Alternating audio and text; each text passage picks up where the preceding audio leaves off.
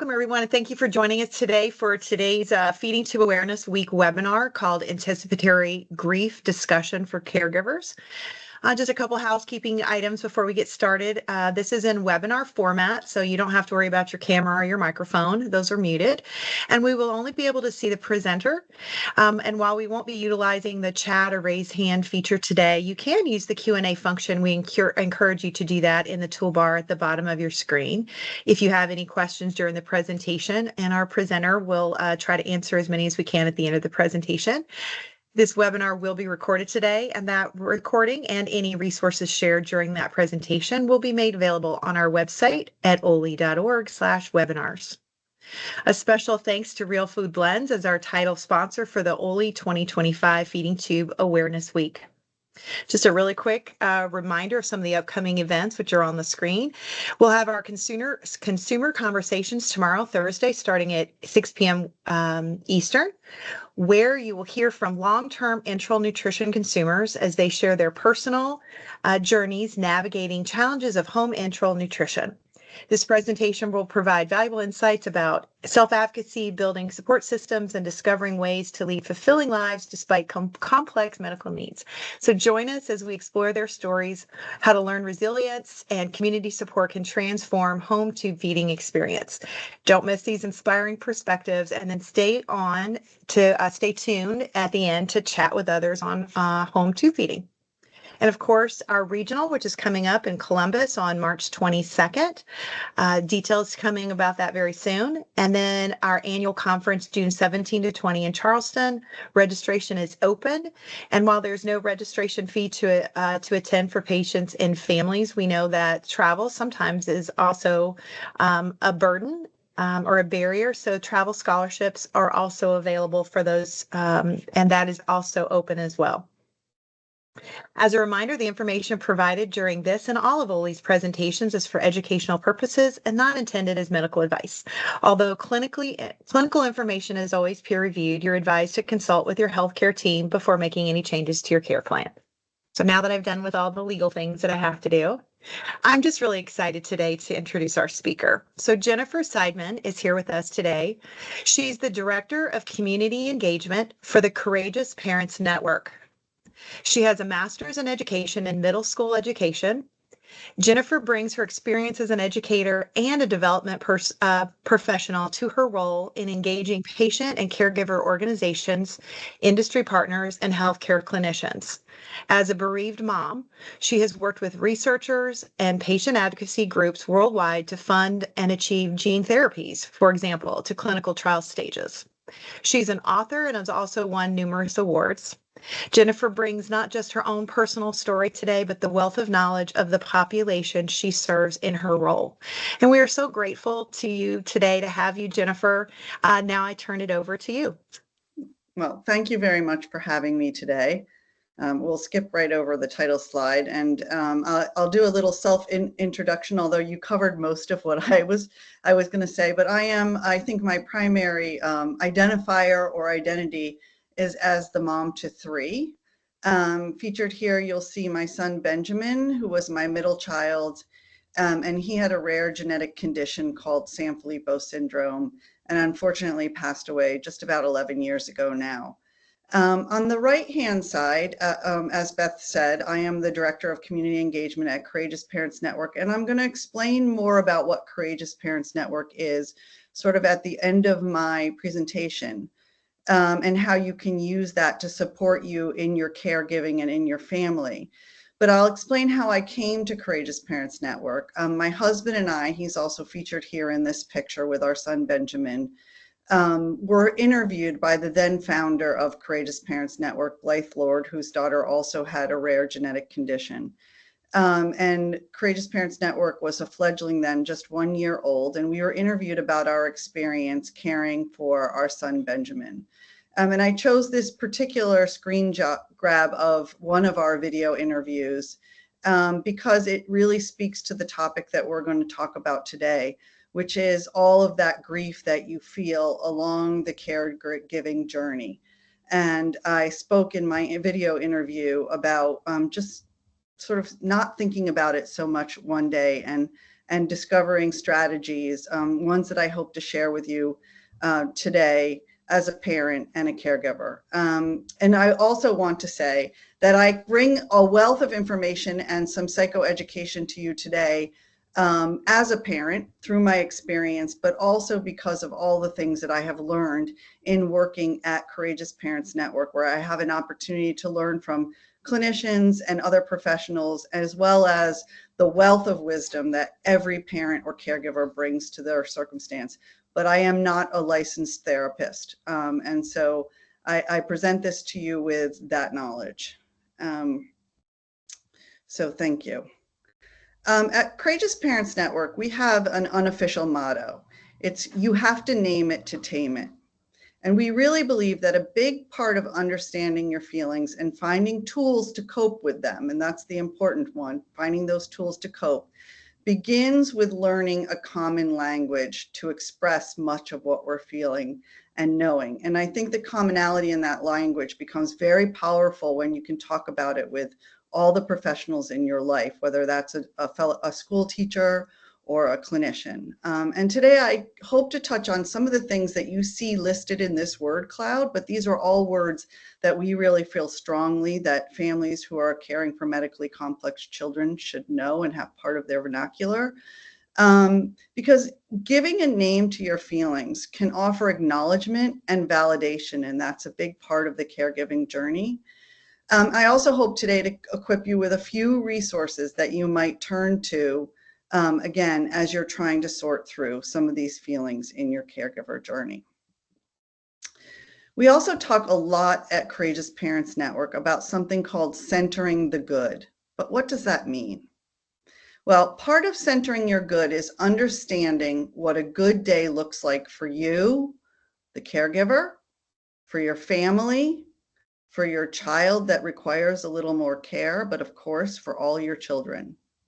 A good day could look like a day your child navigates school without any issues, or has more smiles than usual, or perhaps it's when your family gets to do something all together instead of using that typical divide and conquer thing that we all seem to plug into our lives. A good day is when you don't feel overwhelmed as a caregiver. Good days look different for each family, and the definition of a good day is not a static thing. The definition of a good day in your house can shift as your child's condition changes, or they have or maybe your family situation changes. There are many, many factors that can influence what a good day looks like in your household, and therefore can influence your ability to center your good. One big thing that can get in the way or that helps us center our good is how we ourselves feel as parents and caregivers. It is a universal truth that all parents, regardless of what their children are experiencing, wonder and worry about being the best parent they can to all of their children. It's intrinsic in just becoming a parent. We want the best that we can for all of our children. But the real truth is, and you all know this, that the stakes feel much higher when your child has medically complexities. And even higher still, perhaps, if like me, my own child couldn't always tell me their wishes or wants. And so therefore, I was left to be an interpreter and to figure out what a good day looked like for themselves.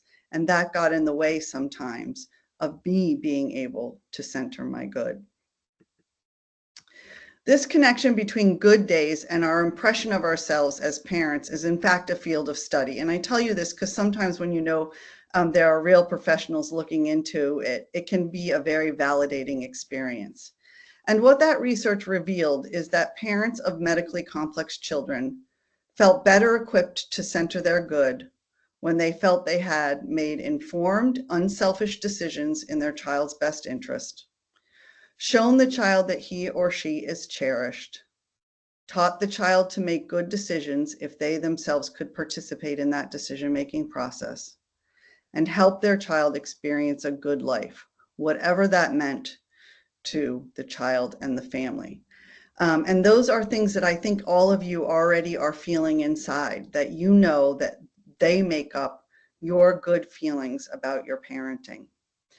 And I want to stop here for a minute and ask you to think about a day that felt especially good for you as the caregiver, perhaps for your whole family, perhaps for your child.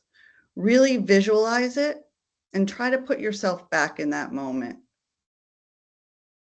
Now, I want you to think about the feelings that are coming forward for you, because it's really easy to make a list of the things that make up a good day. It's harder to attach the feelings to them, but that part of it is an important part of being able to center your good. Centering your good really takes intentionality, and not just listing off the things that you do and that you use your head to think about, but also thinking about the things that are operating inside of your own heart. Because centering your good can be really hard, and you need to be intentional about it. Let's first talk about some things that get in the way of being able to center your good. Well, there's so many things that can get in your way. We just went through a few of them. But today we're going to focus on some of the big ones. We're going to focus on the sadness that often gets in the way of us being able to center our good and find those good days when we're looking to, of course, make every day a good day. You just spent a few minutes naming the feeling that you felt, the feelings you felt on a good day for your family. Naming feelings is a particularly valuable tool in tackling them. That's why at CPN we have that unofficial motto, you have to name it to tame it. So today we're going to explore a few of those sadnesses. Our world tends to associate grief with death, but that's not the truth. There are lots of griefs that come along, and I'm sure most of you have felt some of them, well outside of the death of a loved one, okay? And this type of grief is often referred to as anticipatory grief. I didn't actually know this term until I came to work at Courageous Parents Network. So I had, in fact, gone through my entire journey with my son Benjamin and the journey of feeling anticipatory grief with never having a name for it. And I think knowing the name can be very, very empowering. So what is anticipatory grief? The most common expression of this, without giving you some Webster's dictionary definition, is all the nevers that go on in your head. My child might never drive. They might not. I might not walk you down the aisle. I might not see you have children of your own. I might never see you. It could be any of those things that you see in your head that generally say in your head that generally come are preceded by the word nevers. It includes all of the things that we envisioned for our lives that are likely not going to be realities.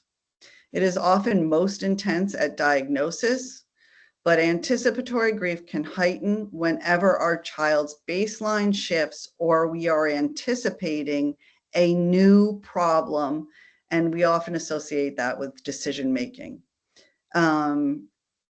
Anticipatory grief is ongoing. It's not something that resolves itself. In fact, I will tell you now as an bereaved parent that anticipatory grief is ongoing even into bereavement where you are experiencing both things. So it's important to understand that anticipatory grief is going to stay with you, and naming and knowing those feelings can help you make it your companion instead of your enemy. It is not uncommon for a new event or anticipated loss or some new change to bring back a flood of all of the past small griefs that you have been feeling along the way. Unfortunately, anticipatory grief has a habit of sort of creating this snowball effect where a new circumstance that may mean a change or loss that brings about that grief can reactivate all of the old ones. Alongside anticipatory grief is a word that we sometimes hear, a term we sometimes hear, called ambiguous loss.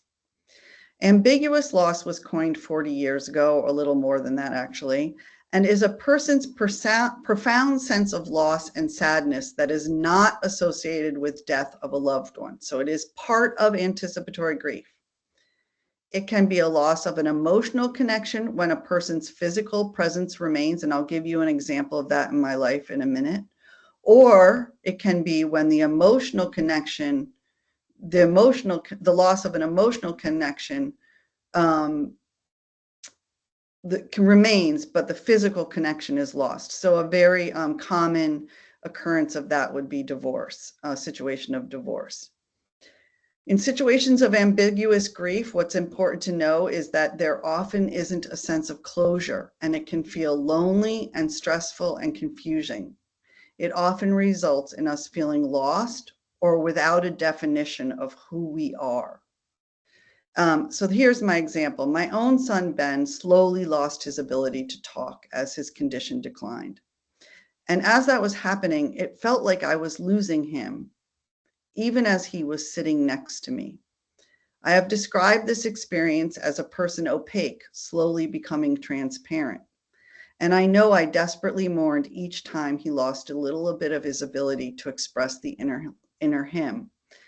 I was left longing for the little boy who used to love tractors and cows, even though he was still sitting next to me. This is an example of ambiguous loss, and it is part of anticipatory grief. Another common example of a time that we all might have felt ambiguous loss outside of our caregiving experience was a big occurrence during the pandemic, when we had to leave a lot of things unresolved because the pandemic forced us in a situation to do that.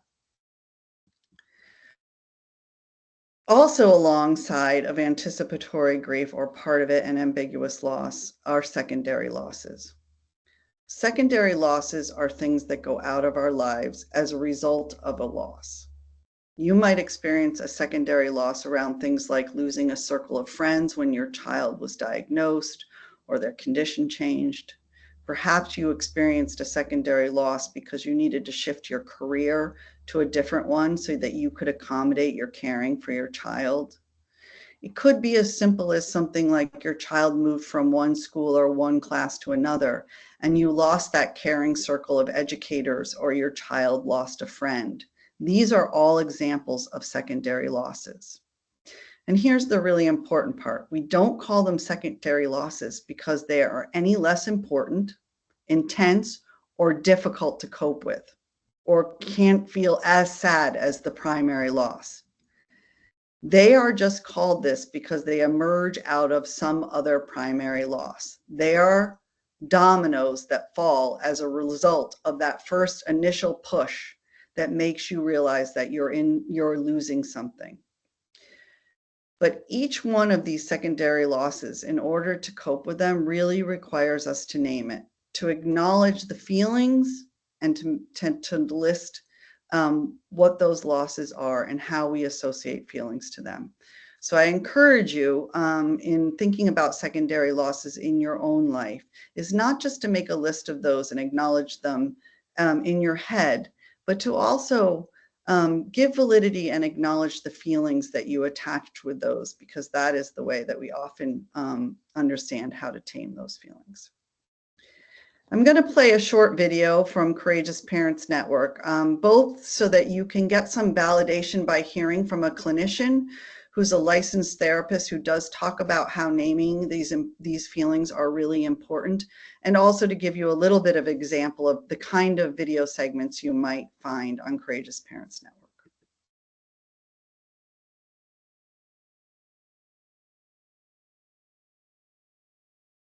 From the moment I meet a family, I think about all of the things that are very important to help, first of all, acknowledge that some of the emotional experiences that are being shared with me are actually grief, and that there are very real and significant losses that happen from the moment a child receives a diagnosis, regardless of what the prognosis is.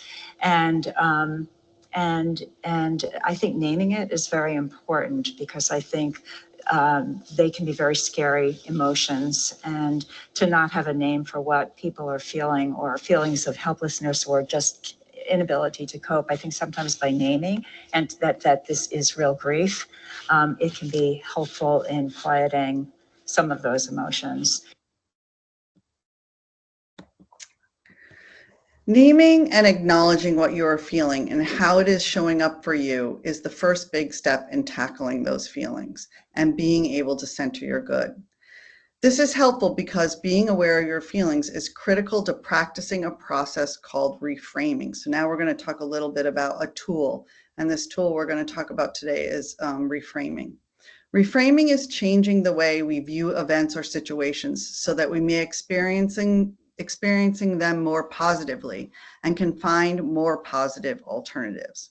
It involves identifying negative or unhelpful thoughts and replacing them with more positive or balanced ones.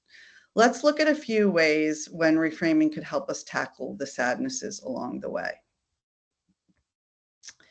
Reframing can help us cope with emotional pain. Pain is not a state that we want to live in, and often immense emotional pain can lead to feelings of overwhelm. And honestly, as caregivers, feelings of overwhelm can be very common. And in fact, we do whole presentations at Courageous Parents Network on tackling that feeling of overwhelm. For me, the way I often had to reframe things for myself was to remind myself to say, Ben can, we can, instead of looking at all the things he could no longer do and falling deep in anticipatory grief. Looking at all the things that were still possible, all the ways we were still finding joy, was a way I got around that feeling of overwhelm and that feeling of sadness. Reframing can also alleviate guilt. As parents and caregivers, we want to protect our children. Of course we do. And when they have medical problems or things we cannot protect them from, a sense of guilt or failure often creeps in. But guilt is not a productive emotion, or at least it's most often not a productive emotion. Reframing at times when we feel guilty can help remind ourselves that we are being the best parents we can to our children and to help us center our good. And in this example, in this quote on this slide, the mom realizes that it's not in her ability to contain and control her child's seizures all the time. And letting go of that guilt over not being able to do that helped her to see her way forward. Changes in your child's baseline, and I hope you guys all are familiar with the term baseline, and if not, that's a medical term. Doctors use it for any time some sort of static condition in your child changes, and that can be either a change up or down. But changes in your child's baseline, especially a change that may indicate a decline, can reactivate intense anticipatory grief. Like I said, it can cause that domino effect and that spiraling. These are typically times when we use less productive words. Like I said, those nevers, they creep into your thoughts, and we once again reimagine those big sadnesses. Reframing can be very hard at these times, but it's helpful way, like this mom who decided not to see her child's need for a wheelchair as a negative, but rather to look around and see how positively she could live within that. And so it helped her conquer that sadness of a change in baseline. As parents, we are, of course, faced with a myriad of complex decisions. I mean, I read some staggering thing like we make 35,000 decisions a day, and that's the average person. So imagine how many you and I are making because we're living a different life. And often it is the truth that decisions we thought we made need to be revisited, especially if there is a medical change in our child. And sometimes a change in perspective can help us think about a decision in a different way, making it feel less threatening or making it so that we feel like we might have less decisional regret. In my own experience, we were faced with Benjamin needing a feeding tube, and I remember accomplishing a moment of reframe when one of my physicians had a conversation with me about how it was taking us 2 hours to feed Benjamin orally. And we had a conversation about what that might mean, what those 2 hours could do for my family if we did get a feeding tube. And having that conversation and reframing it in a different way or talking about it differently helped me think about the decision in a way that I know made it so that I had less decisional regret afterwards. Reframing, this is an important part, can help us adjust our expectations. In my own life, I decided that giving up some of my son's therapies was going to improve my family's life. We were spending a lot of time traveling to and from therapies and in therapies. And reframing helped me see that I was not failing as a parent because I wasn't pushing him to do all these therapies all the time, but rather that I was prioritizing the things that we could do outside of therapy. And so it also allowed me to free him from the expectation and free myself from the expectation that these were all necessary parts of he and I having good days, because they weren't. But here's the honest truth about reframing, and I always try to be honest, is it's hard and it's not always a workable strategy. And I'm sure all of you, like these quotes on this screen, have experienced a situation where someone else is trying to encourage you to reframe something sad or something that feels negative in your life, and it's unhelpful. It's the truth. Sometimes we need to sit with our sadness in order to find our way through it. The one thing I will tell you about that is knowing your feelings along the path and really being, as I said, intentional about identifying them as you're feeling them, and the circumstances that brought them out can be very helpful. I wanted to give you one other strategy to use when reframing feels hard or when those sadnesses feel so big that you just can't tackle them.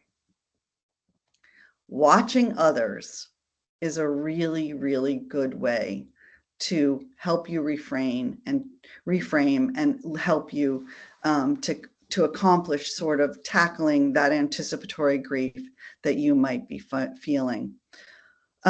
You're here today because you appreciate the opportunity to interact with one another and see what one another is doing in order to cope in your caregiving situation. This is really what Courageous Parents Network is all about. It's about the opportunity for you to listen and learn from other parents to help you refrain and cope. So now I'm going to tell you a little bit about Courageous Parents Network and what we are and how you might use it as a tool to tackle your sadnesses or cope with decisions. CPN is a nonprofit that provides digital resources. So we are just a web-based resource for parents. We don't do any direct support servicing. Where you can hear from both parents and providers. By that, I mean all of those people that touch your lives, child life specialists, therapists. We have quite a few clinicians on our website. It's available for free 24/7. You can hear from other parents. And as I said, my video was there in the beginning. And so that's what we are. This is a list of just some of our resources on CPN that we bring to you through video. We have a video library of over 700 segments. We talk a lot about decision-making points, but we also explore psychosocial topics like maintaining your partnership, or how the difference is for dads versus moms. We talk about caring for your other children. We have resources on talking about extended family. Maybe you have a thorny mother-in-law that's just not understanding your situation. And we bring most of this to you through short video segments, with the goal of helping you build your resiliency and your ability to reframe when the griefs kick in. Because as I said, I like to talk about Courageous Parents Network and watching the different videos of different families talking about their experiences, like going into a store and trying on different hats. If you start a video and that person's story isn't resonating with you, it isn't the thing you need in that moment, you can turn the video off or take off that hat and try on a different one, turn on another video. And so at Courageous Parents Network, we try to be both decision agnostic and disease agnostic, because we believe that the experiences of families of ours are very similar across diagnoses. And of course, we believe that the best decision is the one that's right for your family. There isn't a singular decision or choice. If you happen not to be a person who likes to watch videos, unusual in this YouTube society that we live in, we also have a lot of blogs. So if you're a reader, you can come and find a lot of wisdom from other parents and providers in written format through blogs on our website. We also have audio stories. So if you just want to listen to something, they are similar to a podcast, but more in story format. If your preferred style to learn is to explore topics that in a more linear fashion, we also have 42 guides on our website on topics ranging from maintaining your marriage, as I said, to understanding decisional regret, and a lot of decision making around interventions. Each guide on our website has been reviewed by a professional and of course by a parent, because again, at Courageous Parents Network, we really feel that parents bring so much wisdom to the table and value to other parents. Our guides are also available in Spanish. For those of you who really enjoy directed learning, we also offer something called guided pathways, which are curated learning experiences where you can watch, read, listen, and reflect during the curriculum. And you can see here that we actually have one, of course, on anticipatory grief. So if you are that linear person who wants to explore more about anticipatory grief or have a selected set of videos for yourself, I recommend going in and finding that guided pathway. We do bring monthly webinars. Every month we host different webinars where we bring in experts to discuss a wide range of topics in a Zoom, so it's pretty informal meeting format. Excuse me. These events are all free and open to anyone, so I hope you'll join us. The best way to learn about these events and new resources on our website is to join our network, and you can do that by just going to courageousparentsnetwork.org, hitting the connect button in the top left corner. And I promise you, we don't send usually more than 2 emails a month, so we won't be inundating you with emails, but it is a really handy way to get new topics served up to you. And in our busy lives, sometimes that's easier than trying to surf the web. The last thing I thought I wanted to mention today, and I wasn't going to, but I'm going to mention it because one of the pre-questions, I think this could be a handy thing, is you can find Courageous Parents Network in the App Store. We actually have an app. So if you're that on-the-go parent who prefers to use your phone, I suggest that you go in and download the app. The cool part about our app is that it has one tool that's not available on our website, and we call it Bundle and Share. And it allows you to curate your own little library of resources from Courageous Parents Network and send them to other people either through a text message or an email. And I'm going to bring this up because I've used this tool actually in this way. Someone submitted a question earlier about how to navigate your spouse's feelings when they are not the same as yours. And you can actually watch a video on Courageous Parents Network featuring me. I think the title of the video is something about wanting my husband to stand on the cliff with me and jump over, and he wasn't willing. And it is about really how my husband and I did not always handle our feelings about our situation in a similar fashion. And that can be very difficult when you're trying to maintain your partnership. And it can be difficult because it can bring about feelings of guilt in yourself or feelings like you might not be doing this appropriately. So at times like that, when it's hard for my husband and I to communicate, I will be honest and tell you that I have used this Bundle and Share opportunity to find a video on CPN or a blog and text messaged it to my husband and said to him, could you please read this? It's how I'm feeling at the moment. I don't know how to talk about it with you, but it's how I'm feeling. And maybe we can talk about it later. And sometimes, you know, when you were in class and you didn't want to raise your hand first because it's awkward and it's hard, sometimes letting the video or the blog speak for you can open a dialogue with your partner, with your friends, with a clinician, with somebody else, letting them know how you feel. And so I wanted to highlight that opportunity that the app offers in case sharing in that way opens up a dialogue for the people, between you and the people in your world. Finally, and I'll end on this screen, that is my contact information.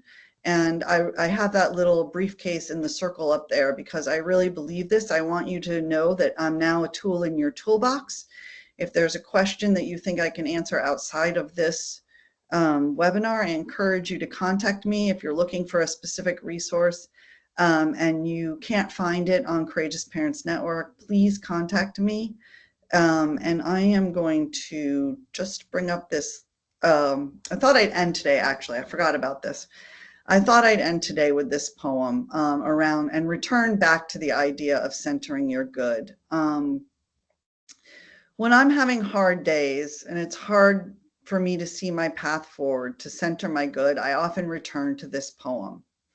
It's a poem that I read throughout my son's life. I read it still now. It's one that I reflect on not only to think about him and the way he felt beloved in his lifetime and the many ways he returned the gift of knowing the deepest love possible to me, but I reflect upon it for all of my children.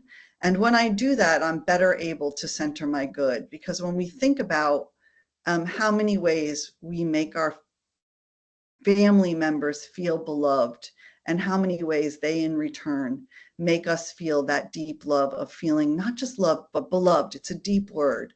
It is often a good way to come back and center your good and tackle those sadnesses. So I hope you appreciate that as well.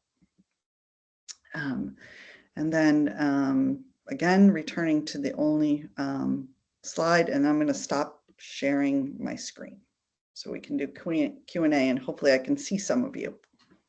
Thank you, Jennifer. Thank you so much, first of all, for sharing your a little piece of Benjamin with us. That right there is such an important thing that we can hear, like the real life story. So thank you for honoring us and sharing a little slice of his story with us. I thank you for sharing all the resources too. What a abundant wealth of knowledge that you have accumulated over there at Courageous Parents Network. And one of the reasons that we wanted to have you on today is to connect our audience with your audience, to know that there are some resources that are already available. And so to really connect with that. Also personally, just thank you for the name it to tame it. That's something I'm going to borrow. I've already written it down. It's something I'm going to borrow. As you were going through, I'm a mom of 6 children. They're all adopted, all special needs, and my youngest one, very similar to Benjamin in some ways, and some of this profoundly affects me. But I was also thinking about the adults in the audience, or when we have adult children, or when we're not parents to our caregivers, as caregivers, like my own mom. During COVID, I had the honor of taking care of my mom as her caregiver, and we did that into ambiguous loss with her, new term for me, because we lost her before we lost her. Yeah. One of the smartest women ever existed on the planet, and had some dementia type symptoms before she lost. And it's a hard thing to carry. So thank you today for giving us words and tools and things like that. I personally appreciate that, and thank you so much for doing that. We did have a couple of questions. One of them I want to address first is, do you have any resources available for clinicians specifically who can share with caregivers, or what do you recommend they do? Yeah, so a very good question. And yes, CPN does probably at least 50% of our work with clinicians, because we understand that clinicians are really the people that are getting in front of these families most frequently. And so we actually have on our website, courageousparentsnetwork.org, something called the clinician portal. So when you join, in order to have access, it's the one thing on Courageous Parents Network that's behind a firewall. So when you join, you must join in order to get into the clinician portal, and you identify yourself in whatever clinician role that you are in. And it gives you access to not only scripts on how to perhaps bring up a topic with a family, like a difficult decision, or anticipatory grief, how to talk about those griefs with the family. So we have a lot of resources there specific to clinician and the clinician experience. Also, clinicians on our web can actually bundle on the website like you can on the app, so that they can prepare specific resources from Courageous Parents Network to provide that extra layer of support to their families. And we have some pre-curated bundles. We have one on anticipatory grief, so a clinician can just go in, and that will give the best resources we identify for particular topics. That's great for putting that together and explaining how we can go about doing that. We'll definitely be sharing that. While I pull up the next question, anybody who has questions, please go up into the top toolbar where it says Q&A and type in any of your questions. We'll address as many as we possibly can. And then could we have Vince come off of Spotlight or onto Spotlight in a second here to be able to share video and audio, because I want him to answer part of this question. But I'm going to start with you first, Jennifer. The question was about adjusting to seeing a loved one angry and grieving, specifically, and I'll add more to that to Vince. But how do we adjust when we see our loved one is grieving and maybe angry? What do you suggest? Yeah, so it's hard when, especially if the responses are different, right? You may not be feeling grief. You may have, we talk a lot at Courageous Parents Network about orienting to something, then navigating through it, and then having this period of sort of that feels peaceful. We call it moving forward. And the real reality is when multiple people live in the same household or have to interact, we may not all be at those points at the same time. So there's a high likelihood that somebody in your house is still orienting, and that might be expressing itself as anger. It might be that it's really actually overwhelmed. They're feeling overwhelmed by the situation. It's just presenting itself as anger. And I'll go back to that unofficial motto we have: you have to name it to tame it. So try having a dialogue about the emotion rather than a dialogue about the thing that's making them angry. So maybe in this, I think in the example in the question, the thing was a differencing in opinion about being tube fed versus orally fed. And so let's not talk about the thing. Let's talk about the emotion. Beth, a very wise pediatric palliative care doctor told me something, and I tell people this all the time. I repeat it all the time. I wish it was my own words, but it's not. That we make decisions in two places. We make a decision in our head and we make it in our heart. But we spend a lot of time focusing on all the things we need for our head, including doctors. They spend a lot of time appealing to the things we need for our head to make the decision. And what we forget about is to listen to the heart. And sometimes those circumstances where you may have discord, it's because we forgot to pay attention to the heart part of the decision. That's really good. That's really good advice. Thank you for sharing that. I brought Vince on because the specific part about eating by mouth is, could you just really quickly, address the grieving about the loss of eating by mouth? It's harder than people recognize because everything is centered around food. So would you just quickly address that from your own perspective, Vince? Sure. Yeah, I can definitely address that from my own perspective. I was born with SIPO and have a feeding tube and have a central line and have got TPN and EN for quite a few years off and on. And there was a few years where I could not eat whatsoever, and still remained active with my friends and going out and still trying to be active with a lifestyle and have, even holidays with family, and not being able to eat is extremely difficult mentally when you are around people that kind of don't understand it. You know, they are the constant questions of, oh, do you want to try this? Or would you like to try that? Or what about something just small? Because they're just trying their best. They're not meaning anything by it. They're just being nice, but they don't understand, right? Even family members sometimes don't understand what is going on unless they're directly involved, like a mother or a father or something like that. So I think it's very difficult losing the ability to eat, and definitely there's a lot of grief that comes with that, with struggling, still trying to remain, I guess, somewhat normal lifestyle, doing normal lifestyle things. Thank you. I'm going to turn this back over to you in a second too. Thank you for joining that, Vince. As somebody who doesn't have that experience, I didn't want to speak on anybody's behalf, but you as a mom, you talked about that a little bit today, is when your son was needing to go to tube feeding, rather than thinking about the loss of the tube feeding, you saw the benefits that you gained. Do you want to address that at all, as far as the angry and grieving for somebody that, in this case, I think it's a loved one, I think it's a spouse that is having a hard time with their spouse's anger and Yeah. grief about this?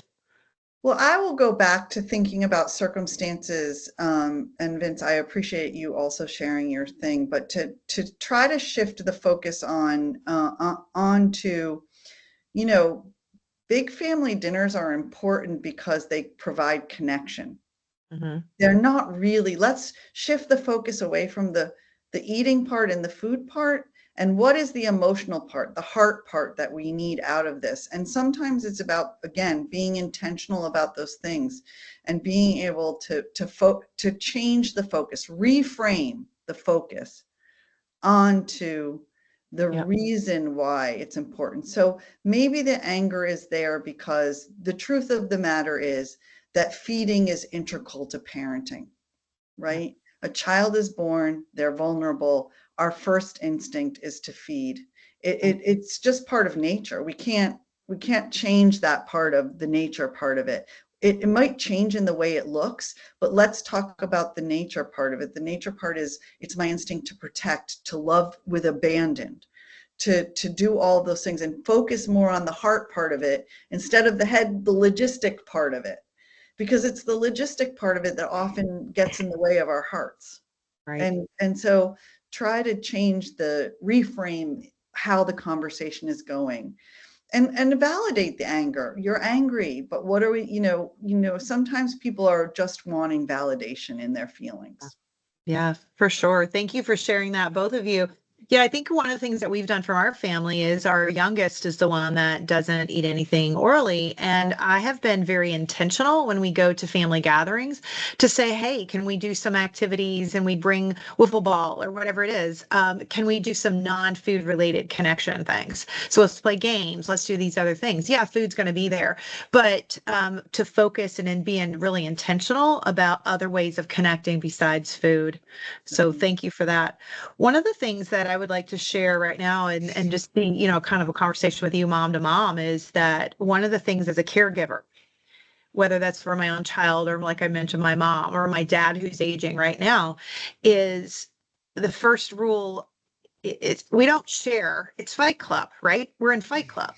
And the first rule of Fight Club is you don't talk about Fight Club. And so I often, and I've recognized that about myself. And I started to be intentional about what I talk about, when I talk about it, who I talk about it with, because I was never sharing what I was feeling, because I didn't ever want that to feel like a burden to those who heard me. Like, heaven forbid my dad or my mom or my son or whatever hears, oh, mom's really burdened by these things. But because I didn't share it, I became more burdened that I couldn't share it. And so I became intentional about that. Could you speak to that at all? Oh, I have a whole presentation about that. That Your is website? a Yeah. problem. And I would caution you, Beth, that it is one of the contributors to something called feelings of overwhelm. Yeah. And so it is important to share, but equally it's important to recognize situations where the burden of the emotional response that the person you're sharing the information with is going to fall back on you. And Yes. releasing yourself from feeling guilty over choosing not to be in that situation. I call it my supermarket answer. I would quickly because I would run into people at the supermarket and they would say, how's Ben? And I'd be like, well, Oh, do they really want to know? Do they really want to know? And if I tell them the real deal, are they going to be prepared? Am I prepared? I don't have to worry about them. Am I prepared for if they can't handle the emotions of what I'm about to say? Because I'm the one that's going to have to hold on to them. Because that's when you end up apologizing, right? You tell them the real deal and they look at you with the deer in the headlights look like, I don't know how to respond. And then you start to backtrack. You gaslight yourself. And that feels horrible when you're done. So I used to have this mental exercise I would go through where I would say, I would sort of say to myself, do I need the supermarket answer right now? That's when I say, it's fine. It's all good. You had a great day. Do I need actually somebody to celebrate something with me? So even if it wasn't the whole truth, I might just turn to them and say, you know, he had a really great day at horseback riding today. It was so good to see that. And then they're celebrating with me instead of me telling them something they have to hold. That's hard. Or sometimes I would just lay out the truth because they have to hear it occasionally and then not apologize. The hard part of this is to remember to say, not start to backtrack, not gaslight yourself. You can even be honest and say, I'm sorry, I know that's hard to hear, but some days I need to tell it. And leave it at that. Be done. It's really, really good, Jennifer. Thank you for sharing that. I love that supermarket answer. I know that concept, but I didn't have a term for it. So again, you're doing the name it and tame it thing.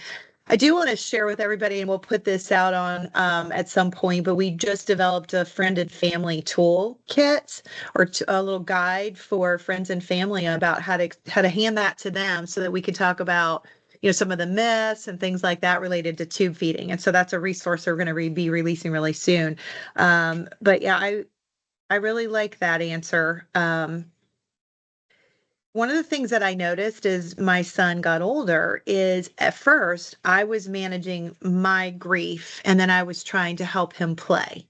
So like we'd be in the hospital, really hard times that I was managing my grief and then trying to help him navigate whatever hard thing he's going through, like the surgery or whatever it is. And it was like, okay, how to help him play and move on and all those kind of things. As he aged, he started having his own grief to the where, and he is verbal. So he started having his own grief that he could articulate. And now I felt the weight of not just my grief, but his grief. And I had a hard time early on trying to know how to navigate his. And am I helping him navigate his grief or am I? So can you talk about that for a second? Yeah, so that wasn't my personal experience except for with my other two children, right? Because I was having to navigate their grief, but they weren't experiencing it the way that your son is, because it wasn't about, Benjamin couldn't tell me any of those things at his later stages in life. So I didn't experience it, but I would say one thing that we didn't talk about today is, of course, a good therapist is a great thing to have around. Sometimes child life, unfortunately, doesn't transition into those teen years and the play activities are not quite as good. But I think the best thing to do is just to remember, name it to tame it, and to have an honest conversation with your son and say, I see you feeling these sadnesses. I feel them too. It's my instinct to protect you from them. Yeah. Because that's the parental instinct, no matter what, is to protect. But you need validation that you're experiencing them. So let's just lay it on the table and talk about it the best you can. Because the fact of the matter is, I think that putting anything sort of on a shelf just means it's waiting there for you to dust it off someday. So you might as well just get about it and name it to tame it. Just keep saying that to yourself. You got to name it to tame it. And they'll feel validated. He'll feel validated when you just acknowledge, hey, are you feeling this? Yeah, absolutely. That's very helpful. It's one of those things that I think it's difficult. I have friends and family who have children like mine or adults that we're caregiving for that they can communicate, and others who cannot. And they're just different hearts. They're just different kind of hearts that we deal with. One of the things, as you were talking today, I was relating to is he usually flips out anytime there's going to be a procedure. Recently, he didn't flip out. He has autism on top of all sorts of other things, so he gets in emotional loops, and he didn't flip out. And now, ever since that day, he wants me to tell him how proud I am that he didn't flip out that day. And I get to celebrate that over and over again with him. And there are days that I'm like, that is kind of hard to do that every day. But really, what I do is I get to cherish that he is so proud of himself for that. And I get to celebrate him every single day. So you kind of mentioned a little of that, and it made me think of that experience. Do you have? Oh, somebody just asked in the question, and I'll just paraphrase it because somehow it went away and I don't see it right this second. But it's the question of whenever we have a new diagnosis or a hard diagnosis, do you have suggestions on how we do share that with either A, the child, or B, social circles that we do want to know? Yeah, so we have resources on Courageous Parents Network about sharing a diagnosis and some ways you can go about it. I think involving your child in their medical situation as they can understand it is important to the health and well-being of your family. Explaining a diagnosis to other people can be harder, and you need to, with children, you have to pay attention to their developmental capacity or stage, as they're growing into it, and make sure you're telling only what they need to know at that developmental stage. And we have one of those in our Communicating with Siblings guides if you want to get a developmental chart, but you can just Google that. But talking to other people can be hard, just like we talked about the conversation about the supermarket answer. It can be really hard to share a new diagnosis with a family. And I think importantly, again, I would say always try to attach the feelings that are associated with that. So it may be you lead with, I'm feeling overwhelmed. My child received this new secondary diagnosis. Because the person across from you is going to receive the information first with your emotion and respond in turn to the emotion, instead of responding with all the harder questions that you might not want to answer about all that medical conditioning. Or lead with the thing you want. If you want to avoid the emotion, don't lead with it. But you're going to get the response you mostly need if you lead with the emotion. Really good advice. That's good to know. It's something that we kind of probably intuitively know, but to be able to say that out loud is very helpful. I'm going to read a couple of little things here, some wrap up, but then I want to give you a chance at the very end if you have any wrap up thoughts that you want to share with everybody, so you can be thinking about that.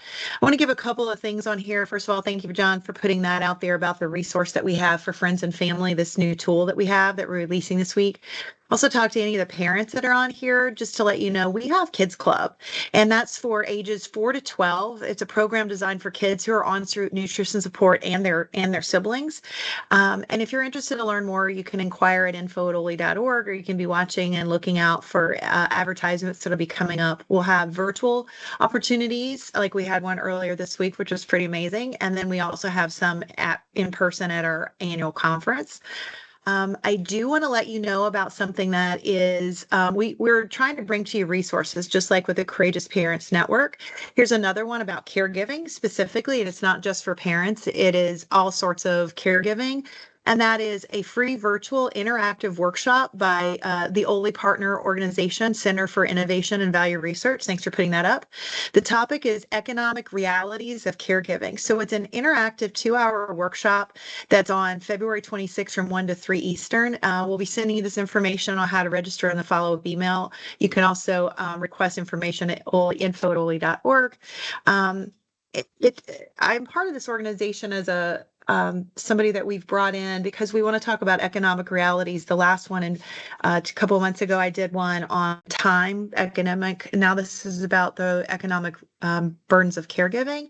And so we want to expose to other resources as we know about them. If you're not a member of Oley, please join today.